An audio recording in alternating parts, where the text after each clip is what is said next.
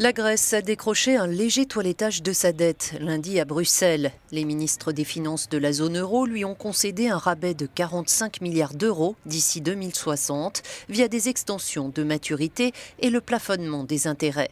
C'est à peine 20% d'une dette astronomique de 323 milliards d'euros, soit 180% du PIB grec. Cet économiste y voit un signe positif. Une fois la deuxième revue du programme d'aide bouclée, les choses iront mieux, dit-il. Amélioration des conditions d'investissement, participation au programme d'assouplissement quantitatif, retour sur les marchés financiers. D'ici 2 ans, les effets se matérialiseront dans nos portefeuilles, même si nous n'aurons pas renoué avec la prospérité.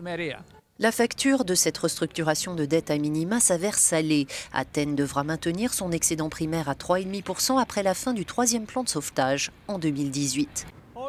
Notre correspondante à Athènes rappelle que le Premier ministre grec Alexis Tsipras lui-même avait déclaré en juin qu'il était absolument impossible de maintenir un excédent primaire de 3,5% après 2018 si l'on voulait éviter de couler l'économie grecque.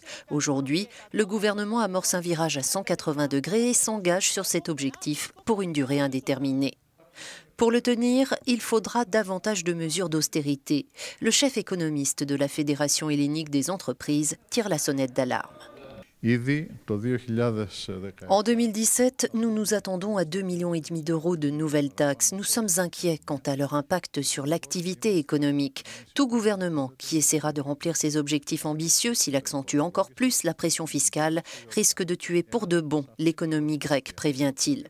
Un avis partagé par le Fonds monétaire international qui réclame une restructuration décisive de la dette.